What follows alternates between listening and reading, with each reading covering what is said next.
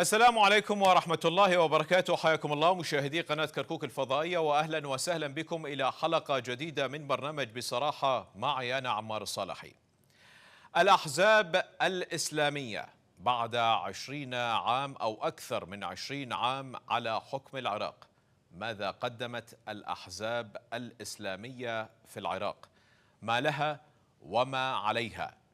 كيف كان نظام الحكم في ظل الأحزاب الإسلامية؟ كيف كان شكل إدارة الدولة؟ التغييرات والقوانين والتشريعات في ظل الأحزاب الإسلامية. بالمقابل المدنية أو العلمانية أو الشيوعيون، ما هي الانتقادات وما هي مطالباتهم خلال حكم الأحزاب الإسلامية؟ لماذا اختفى الشيوعيون؟ لماذا المدنية أصبحت اتهام في بعض الأحيان أو حتى العلمانية؟ خارطة الانتخابات القادمة، ما لها وما عليها؟ كل هذه المحاور سوف أطرحها في حلقة هذا الأسبوع مع ضيفي السيد فرقد رشيد، مسؤول تنظيمات تيار الحكمة في كركوك. حياك الله سيد فرقد، واهلا وسهلا بك ضيفا عزيزا علينا. والسيد محمد أحمد فارس، رئيس مؤسسة الشركاء لدعم المواطنة. حياك الله سيد محمد واهلا وسهلا بك. خليني أبدأ وياك سيد فرقد، باعتبار جنابك ممثل لأحد الأحزاب الإسلامية في كركوك، وأيضا حزب له ثقل في العراق وفي العملية السياسية في العراق. ماذا قدمتم بعد 20 سنة من حكم الأحزاب الإسلامية في العراق، وكيف سيكون ثقل الأحزاب الإسلامية في الانتخابات القادمة؟ شكرا جزيلا لجنابك أستاذ عمار، حياك الله. والشكر موصول للضيف أخي أستاذ محمد، وإلى مشاهدين قناة كركوك الفضائية. نعم، الأحزاب الإسلامية لم تأتي من فراغ، جاءت من الحاجة الماسة لمتطلبات المجتمع.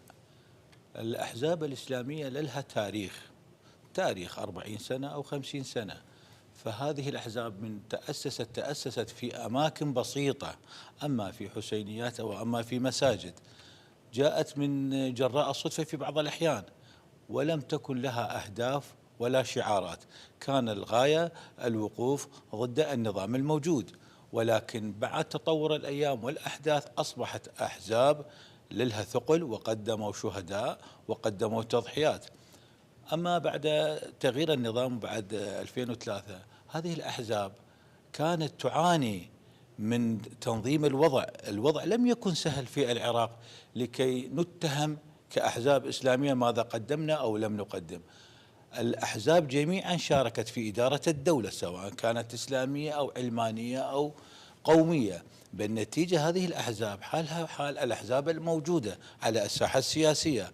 قدمت بالبداية، هي أعطت شهداء بأعداد كبيرة.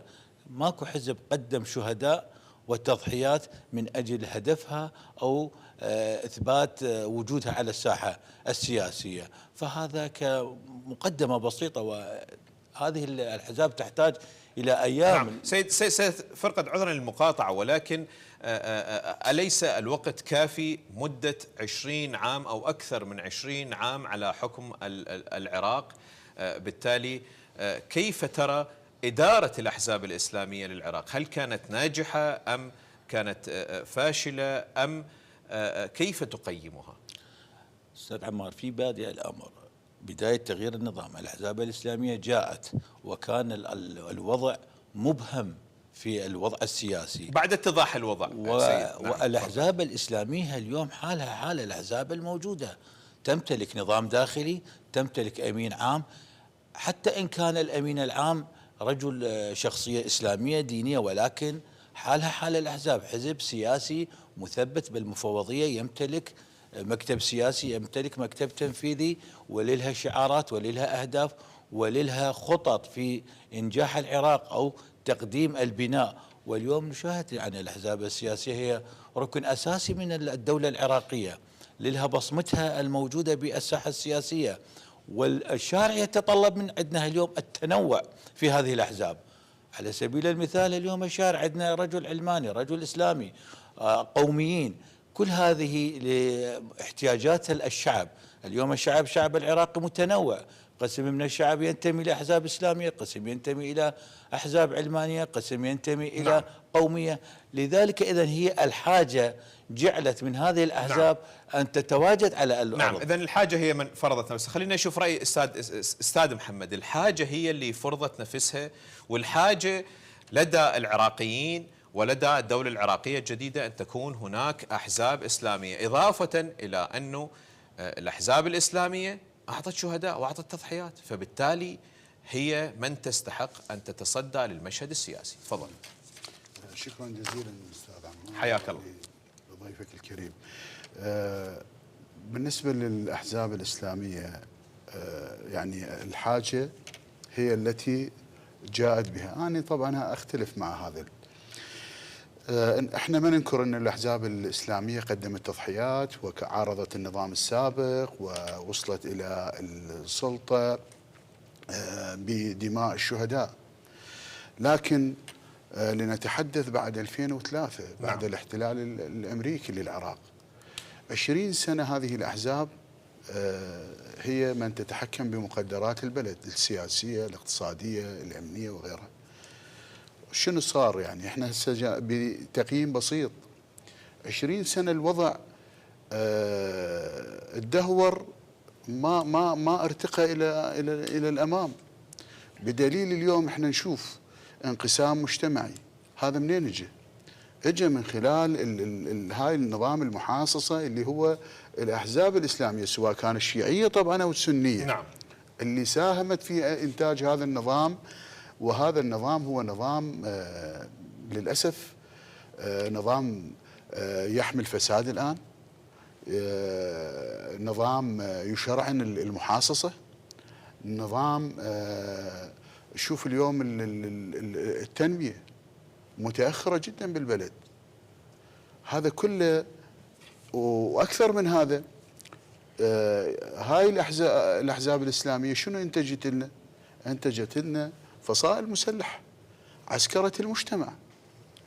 اليوم الانتخابات اللي راح نيجي عليها في أحد المحاور، نعم، أكو الأحزاب الإسلامية خطفت الأصوات، يعني دا تستغل فصائل معينة أو جهة أمنية معينة لصالحها، يجيروها لصالحهم. نعم. إذا تتهم الأحزاب الإسلامية بأنه هي من استخدمت مقدرات الدولة لمصلحتها ولانتفاعها الشخصي. سيد فرقد أشار في نقطة، ما قال لك هي ساحة مفتوحة ومتنوعة. منو مانع الأحزاب المدنية والعلمانية والشيوعية وغيرها؟ منو مانعها؟ السيد الكريم، نعم، اللي مانعها هم الإخوان بالأحزاب الإسلامية، هم مانعيها. قوانين الانتخابات على مر هاي الحكومات اللي حكمت البلد هم شنو؟ نعم، هم احزاب اسلاميه، هم حزب الدعوه من 2003 لليوم دا يحكمون. زين، هاي القوانين الانتخابات وغيرها من القوانين، العلماني او المدني شنو عنده مثلا؟ اكو وزراء 2 مدنيين دخلوا، يعني هم شيوعيين.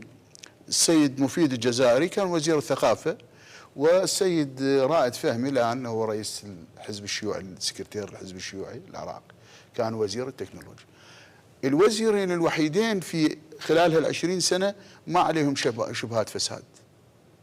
لكن جيب لي وزير من الأحزاب الإسلامية، كثير من عندهم، قسم من عندهم في السجون، قسم من عندهم هربوا خارج العراق، حتى بيهم محافظين أيضا، محافظين يعني سرقة واختلسوا مال دولة وهربوا خارج البلد. أثرت نقاط مهمة سيد محمد، خليه يجاوب لنا عليها سيد فرقد. أنتم كأحزاب إسلامية، أنتم من شرعنتم الفساد، أنتم من أسستم لفصائل خارج الدولة وأيضا لسلاح خارج الدولة، وأنتم من تتهمون بالمحاصصة والفساد وشبهات الفساد على مستوى وزراء وغيرها. شلون ترد على أستاذ؟ لا عفوا أستاذ عمار، احنا الأحزاب لم نتح هذه الأمور، ولكن أنت تعلم جيدا بأن وراء 2003 كان أكو نظام عندهم أناس محبين لذلك النظام، فكانوا يصارعون هذه الأحزاب الموجودة على الساحة. يعني عدم إتاحة الفرصة للأحزاب الإسلامية على السيطرة على نظام الحكم بشكل متكامل. زين، احنا عند تدهور الوضع الأمني. في يوم من الأيام بغداد كانت مغلقة، حتى شوارعها مغلقة. يعني كان الموضوع الطائفية أثرت على الوضع السياسي. يعني تدهور الوضع الأمني، إذا وضع أمني متدهور الأحزاب السياسية كيف تقوم بالحكم؟ لا، هذه كلها أسباب أثرت على عمل الأحزاب وتشريع القوانين. كانت تشريع يعني مو صحيح. زين، عندنا التدخل الإقليمي والدولي ضعفت الأحزاب، كانت تهيمن على مقدرات الدولة العراقية. الدول المحيطة بالعراق كانت تؤثر على وضع الأحزاب. ولكن اليوم الأحزاب الإسلامية هي مسميات، بقت أحزاب إسلامية، حتى وإن كان الأمين المسؤول عن الحزب رجل معمم أو رجل دين. ولكن بالنتيجة اليوم ماكو فرض على نوع من الأحزاب. بالنتيجة نحن مسلمين. المسلم أكيد هذه الأحزاب هي منين انبثقت من تشريعات إسلامية.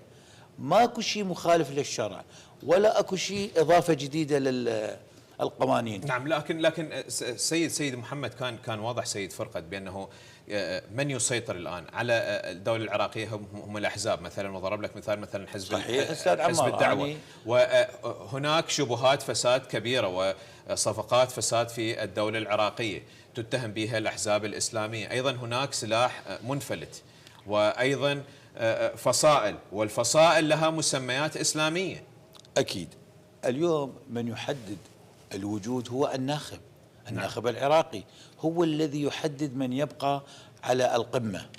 الناخب هو اللي يحدد إذا كان اختياره لإسلامي أو علماني. الساحة موجودة وانتخابات ديمقراطية. إذن الناخب وصندوق الاقتراع من يحدد من يأتي إلى السلطة. من خلال هذه الصناديق نحدد دور الأحزاب اللي لها شعبية ولها جمهور. نعم، هذه نقطة مهمة أثارها سيد فرقة السيد محمد. أنت تقول هناك أحزاب لها فساد وفصائل وغيرها وغيرها وغيرها، بالتالي تجي انتخابات ديمقراطية، انتخابات كل من إلى جمهوره. لو كانت هناك انتقادات كبيرة للأحزاب الإسلامية ما كانت كل مرة تفوز بالانتخابات. وين المدنيين أو الجمهور الرافض أو الأغلبية الصامتة؟ ليش ما تروح الانتخابات وتغير الوضع؟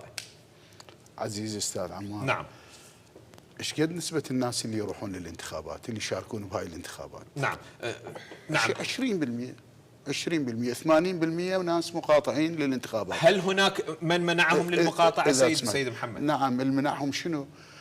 أولا قانون الانتخاب دائما يصمم قانون يخدم الأحزاب الإسلامية، أو خلينا نسمي الأحزاب المتنفذة التقليدية. نعم. الكبيرة يعني. زين، اثنين، نزاهة الانتخابات. أنت اليوم تريد انتخابات مثلا تكون نزيهة في ظل سلاح. اكو احزاب عندها اجنحة عسكرية، اكو احزاب اليوم عندها استغلال للمال السياسي، المال الدولة، وكذلك لمقدرات الدولة. هسه مو احنا نقولها هاي.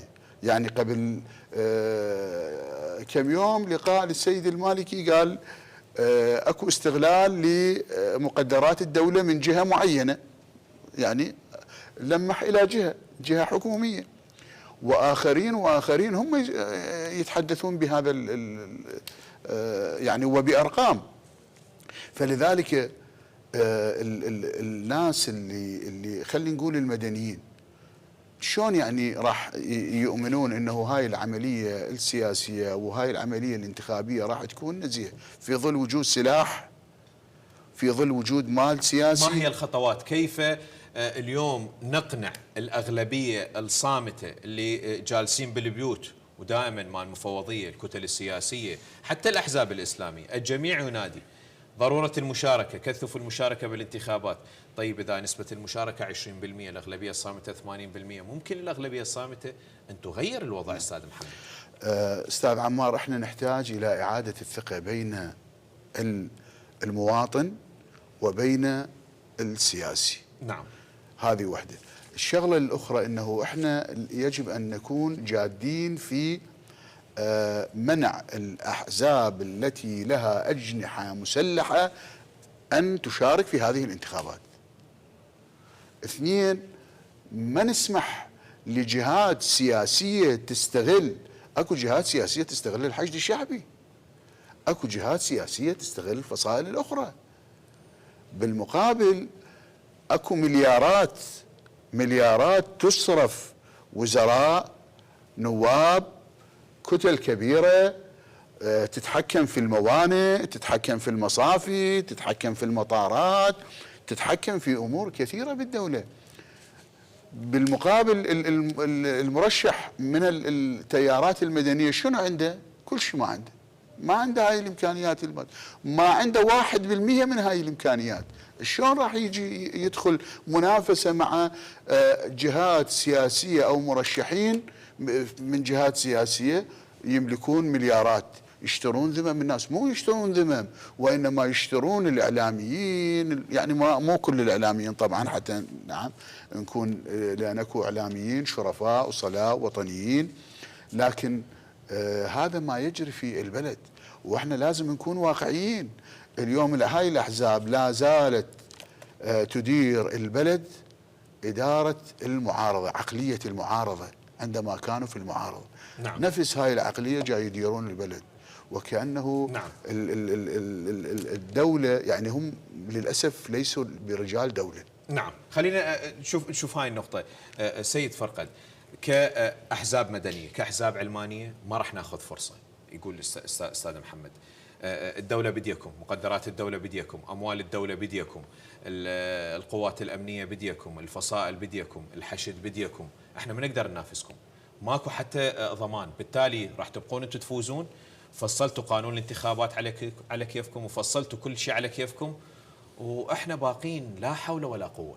شنو ردك؟ استاذ عمار، احنا كتيار حكمة، انا احكي نعم. لك على تيار حكمة. نعم. تيار الحكمة يعني هو محسوب على الأحزاب الإسلامية بس، مو بهذه التسميات.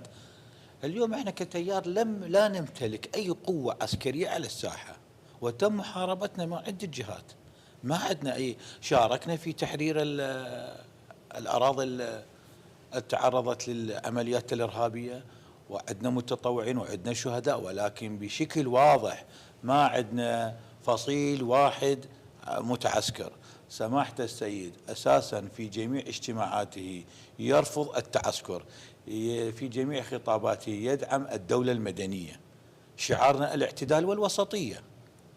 أما إذا أكو فساد في الأحزاب الإسلامية فهذه من قبل شخوص ركبوا الموج، وصار عندهم نالوا جزاءهم بالمحاكم. إذن هذا لا يمثل الأحزاب الإسلامية بشكل عام. إذا كان الشخص هو فاسد فنال حسابه. أما بالنسبة لموضوع الانتخابات، نعم. جنابك تدري كان أكو قانون من المفترض أن يتم التصويت عليه، بأن يكون نسبة القبول بالنتائج إلا 50%. إذا ما يكون نتيجة المشاركة في الانتخابات 50% لا يكون له اعتراف دولي. ولكن الأحزاب رفضت هذا الموضوع، مو الأحزاب الإسلامية، جميع الأحزاب الموجودة المنضوية في قبة البرلمان رفضت هذا القانون. نحن كنا داعمين لهذا القانون وبشكل قوي، وتم طرح هذا في موضوع جدول الأعمال، ولكن بقية الأحزاب العلمانية والقومية رفضت هذا القانون. لماذا لا يحسب هذا الموضوع للأحزاب؟ كتيار حكمة أنا أحكي لك رفض، يعني كان بدنا أن يطبق هذا القانون، ولكن لم يطب، تم تأجيله للمرحلة القادمة. لم يتم إلغاؤه، لكن تم تأجيله، والقانون نفسه بقى في هذا الانتخابات.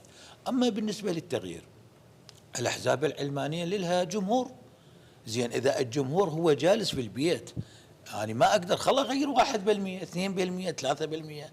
في المرحلة الثانية يزداد نسبة التغيير. نعم. ولكن قال استاذ محمد في نقطة مهمة، قال احنا ما نملك ماكينات إعلامية ولا فلوس ولا عندنا هاي القدرة الهائلة حتى نفصل قانون انتخابات على مزاجنا أو نقدر نشتري ذمم. احنا لا حول ولا قوة، ما عندنا هاي الإمكانية، فما نقدر ننافسكم. حبيبي أستاذ، احنا اليوم نعم. اكو قوة برلمان يشرع قوانين، يتكون من 329 نائب. نعم. 329 نائب مو كلهم إسلاميين، فيهم ناس قوميين، فيهم ناس علمانيين، فيهم ناس احزاب اعتياديه. يعني الساحه متاحه للجميع. أنا أقدر أدخل حتى بشخص شخصيا أتحالف مع بعض الكتل الموجودة في قبة البرلمان. اليوم القرارات التي تشرع بالبرلمان أكثرها قرارات توافقية قبل أن يتم التصويت عنها. فأنا إذا ما أمثل، ما عندي تمثيل بالبرلمان، ما أستطيع أن أغير أي شيء. نعم، في هذه النقطة خلينا ننتقل أستاذ محمد. أكد على نقطة مهمة بأنه ممكن تحاول نائبين 3 4، لكن خليني أذكرك بأنه هاي الانتخابات اللي راحت ما يقارب بال45 إلى 50 مستقل، نائب مستقل، وكان يقدرون أن يشلون عمل البرلمان أو يعطلون القوانين اللي مو على مزاجهم. لكن شفنا احنا المستقلين صعدوا، لكن ذابوا ما بين الكتل السياسية، راحوا منا، اجوا منا، بالتالي راح الثقل مالتهم.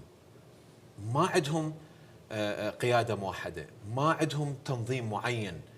50 نائب أو 45 نائب مستقل كان يقدرون يشكلون حجر زاوية، أو على أقل تقدير يوقفون بوجه الأحزاب الإسلامية مثل ما ذكرت أستاذ محمد. نعم، احنا طبعا هذا الكلام صحيح، لكن هاي ال50 نائب هم طبعا احنا نقيم هاي التجربة وعندنا ملاحظات عليها. نعم. للأسف الجمهور المدني أخطأ في الانتخابات السابقة.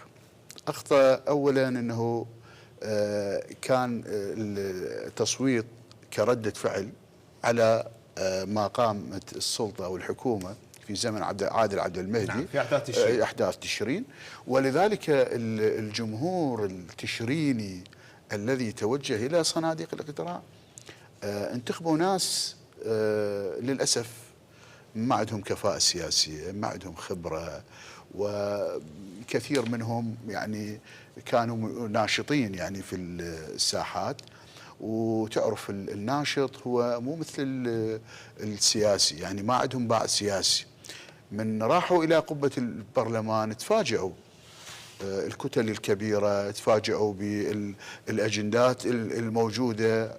أكو ضعف، مثل ما قلنا ضعف سياسي عندهم، ما عندهم كفاءة سياسية، لذلك ضاعوا بين الكتل.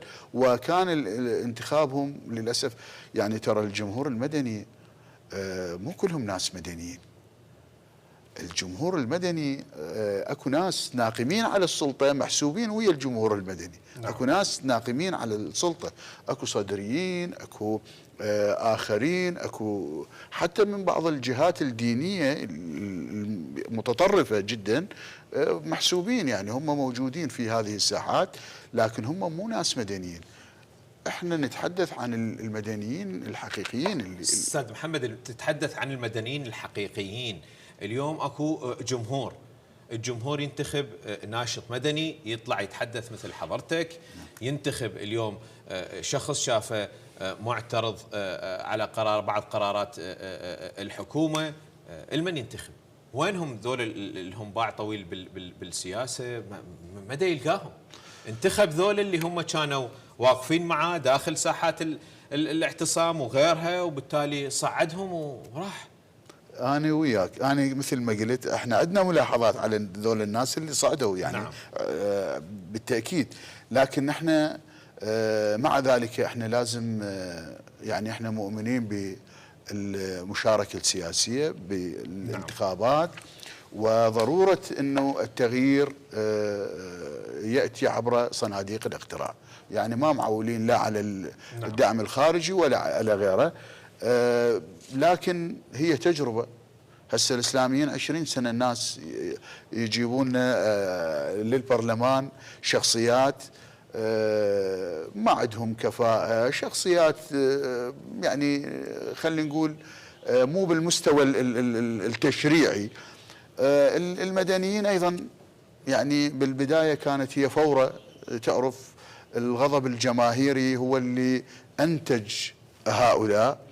لكن بالتأكيد يعني بالانتخابات القادمة واللي بعدها أكيد راح يصير تقييم حقيقي ومراجعة حقيقية. نعم. إذن كتجربة أولى تعتبروها تجربة جيدة مع بعض الملاحظات، وتحتاجون إلى انتخابات وتكون العملية تدريجية. أرجع لك أستاذ محمد، لكن خليني أنتقل إلى سيد فرقد رشيد.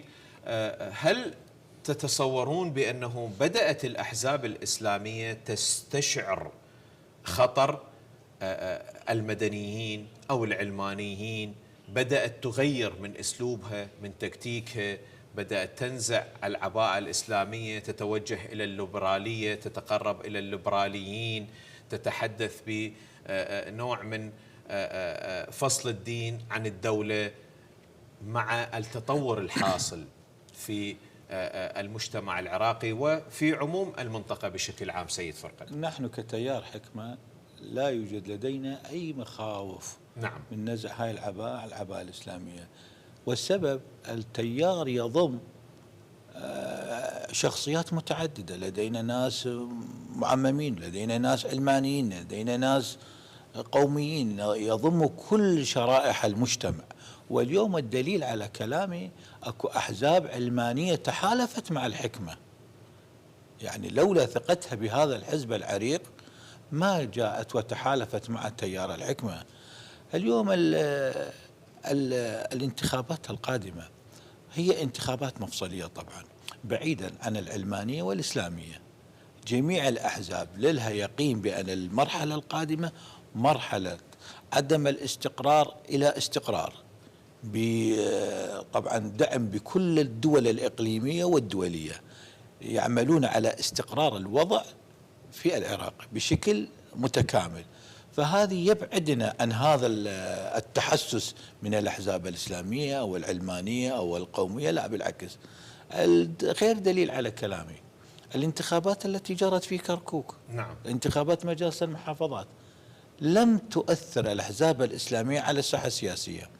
كان المال هو المفصل في اختيار أو فرض بعض الشخوص على الوضع السياسي المحلي، يعني أموال طائلة، وإنما كانت أحزاب موجودة لا تمتلك هذه الأموال، المتهمين بأنهم يمتلكون أموال ولكن ما عندهم هذه الأموال. الأحزاب الإسلامية جاءوا أناس علمانيين لا صلة لهم بالدين، ناس علمانيين يمتلكون الأموال من اقتصاديات واستطاعوا الحصول على مقاعد في مجالس المحافظات.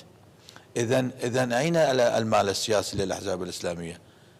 أنا كمتكلم مسؤول تنظيمات لا نمتلك هذه الأموال في الساحة السياسية، ولم نستطع أن نصرف ربع هذه المبالغ التي تم صرفها من الأخوة الموجودين على الساحة السياسية. كتيار حكمة، ودائما ما احنا يعني نشوف توجهات السيد عمار الحكيم بشكل عام، قد يكون يعني يمسك العصا من الوسط في كثير من الأمور، يعني من ناحية الفصائل المسلحة أو من ناحية غيرها. هل تعتبر أنه بقية الأحزاب يجب أن حذو تيار الحكمة للتقرب أكثر أو مسك العصا من الوسط؟ سيد فرقد. بالنسبة تيار الحكمة هذا الموضوع موضوع شائك. نعم. يعني سماحة السيد عمار عندما يمسك العصا من النص يكون ثمن بالمقابل. يعني نحن في أوج الوضع الساخن في ال16 وال17 سماحة السيد زار الأنبار، ففي شعاراته في خطبته تكلم عن أنبار الصامدة. أنبار الصامدة كانت بالنتيجة نفور من بعض الجمهور لدينا عندما أطلق هذه الشعار. فسماحة السيد دائما يضحي من أجل استقرار العراق، استقرار البلد. ونحن اليوم لا نمتلك أي وزارة رغم أن لدينا 16 نائب بالبرلمان العراقي، ولكن لم نشارك بالعملية، ولكن كنا داعمين للحكومة العراقية، داعمين للسيد السوداني، داعمين للمشاريع. استطاع سماحة السيد أن يفتح آفاق دولية لرئاسة هذه نقاط مهمة. السوداني. سوف أعود عليك في تعطيني خارطة الانتخابات القادمة، لكن خليني أشوف سيد محمد. هناك اتهامات من قبل الأحزاب الإسلامية، لكن مثل ما قال السيد فرقد ليس كل الأحزاب الإسلامية. ضرب لك مثل بأنه تيار الحكمة ما عنده مشاركة بالحكومة، لكن على أقل تقدير هو داعم للحكومة. رئيس الحكومة حتى متهم من قبل الأحزاب الإسلامية. اليوم احنا نشاهد السوداني هناك انتقادات عليه حتى من قبل الإطار التنسيقي أو داخل الإطار التنسيقي، فبالتالي يقول لك رئيس الوزراء على مدى الدورات القادمة حتى قبل السوداني السيد الكاظمي، أيضا السيد الكاظمي كان كثير من الكتل أو الأحزاب داخل الإطار التنسيقي كانوا مراضين على أدائه، فبالتالي يقول لك شكل الحكومة، أداء الحكومة، رئيس الحكومة لم يكن ذو طابع إسلامي. يجوز هو مو طابع إسلامي، لكن أنا أقول لك السيد الشيعة السوداني منين اجى؟ اليوم الأستاذ يقول إحنا ما شاركنا بالحكومة، لكن هم موجود جزء من إدارة الدولة، ائتلاف إدارة الدولة. طيب شلون هم موجودين بالش اسمه؟ هم فاعلين في الإطار التنسيقي، فاعل في صنع سياسات البلد الداخلية والخارجية. شلون؟ اليوم السيد السوداني ما يقدر حتى اللقاء ويا الجولاني في قطر اذا مو بضوء اخضر من الاطار التنسيقي ما يقدر. الاطار التنسيقي قال احنا ما نعرف على هيك لقاء. هسه هاي مناوره سياسيه من عندهم. نعم. هم اهم يريدون يبردون الجو، لانه الوضع الاقليمي في الشرق الاوسط ملتهب. نعم. فلذلك هم جاي يسوون مناورات نعم. سياسيه. استاذ محمد، انطيني تقييمك، هل نجحت ام فشلت الاحزاب الاسلاميه في العراق لغايه الان، وانطيني الخطوه القادمه؟ 100% فشلت الأحزاب الإسلامية. الأحزاب الإسلامية شنو قدمت؟ نعم. تقدم لنا قانون الجعفري مثلا. نعم. يعني هو هذا مثلا إنجازهم؟ نعم. مثل ما ذكر السيد فرقة، كان هناك مطبات، وكان هناك داعش الإرهابي وتنظيم القاعدة الإرهابي وغيرها وغيرها وغيرها. صادفنا تحديات. الإرهاب سيد الكريم، الإرهاب وداعش وغيرها، هذه كلها صارت نتيجة سوء الإدارة الأمنية في البلد. نعم. سوء الإدارة الأمنية والسياسية في البلد. احنا اليوم في مؤسسة شركاء مثلا، احنا مو مع حل الحشد الشعبي. ليش؟ لأن عندنا تجربة سابقة حل الجيش العراقي. نعم. لذلك احنا نشوف انه لازم يصير انه الحشد يدمج حتى لا نكرر تجربة 2003. الأحزاب الإسلامية عندما جاءت إلى الحكم بعد 2003 حلت الجيش، الأجهزة الأمنية، سوت مشاكل، قسمت العراقيين، قسمتهم إلى مكونات، إلى ما أعرف شنو، والنتاج كانت هاي التنظيمات الإرهابية اللي دخلت لأن نعم. لقت حاضنة. الوقت بدا يصير عندي قليل، بقت عندي دقيقة أو دقيقتين. نعم سيد محمد، هل أنت متفائل الأحزاب ممكن المدنية أو العلمانية راح تجيب مقاعد بالانتخابات القادمة؟ شنو المحضرين الانتخابات القادمة هسه؟ احنا هسه بغض النظر انه نجيب مقاعد او ما نجيب نعم. مقاعد، احنا نؤمن انه العملية السياسية يجب ان تسير. راح تدخلون بقوة؟ ندخل طبعا بقوة. هناك يعني تحضيرات واعداد. نعم. في عموم العراق، ليس محافظة دون اخرى. بالتأكيد. واكو ايضا بعض القوى المدنية مقاطعة، يعني راح نعم. تقاطع، لكن بالاطار العام لا، القوى المدنيه راح تدخل. واليوم اكو تيار او تحالف مدني قوي جاي يتشكل برئاسه السيد عدنان الزرفي وبعض الشخصيات المهمه في البرلمان، منهم السيد سجاد سالم والاخرين. نعم. اذا بشكل عام متفائل بانه ممكن للعلمانيه او المدنيه راح تاخذ دور اكبر بالانتخابات القادمه. راح تدخل. نعم. الانتخابات بقوه. نعم. سيد فرقة، في كلمة أخيرة، نجحت أو فشلت الأحزاب الإسلامية حسب وجهة نظرك من 2003 إلى الآن؟ راح تبقى مهيمنة بالانتخابات. نعم. أن تضع خطة لإدارة الدولة رغم المعوقات والصعوبات. نعم. اللي كانت على الساحة السياسية. أنا أريد أذكر أستاذ محمد. نعم. تيار الحكمة ب 18 للعلم كان معارض للسيد عادل عبد المهدي. نعم. عندما رأى خروج عن النهج. فهذا الموضوع إذا نحن متهمين، إذا كنا معارضين نعم. بال 18 وبال 2021 نعم. لم نشارك بالعملية. نعم أو لا سيد فرقد، ممكن بالانتخابات القادمة أيضا ستبقى هيمنة الأحزاب الإسلامية حسب بالنسبة لنا كتيار حظوظنا نعم. إن شاء الله أقوى وأقوى نحو الأحسن. نعم. تحياتنا لك، شكرا جزيل الشكر السيد فرقد رشيد مسؤول تنظيمات تيار الحكمة في كركوك، أشكرك جزيل الشكر وشكرا لتلبية الدعوة وشكر الموصول أيضا للسيد محمد أحمد فارس رئيس مؤسسة الشركاء لدعم المواطن، أشكرك جزيل الشكر وشكرا لتلبية الدعوة. أيضا مشاهدينا الكرام الشكر موصول إليكم، ألتقيكم في الأسبوع القادم ومحور آخر. تحياتي وتحيات فريق العمل، السلام عليكم ورحمة الله وبركاته، إلى اللقاء.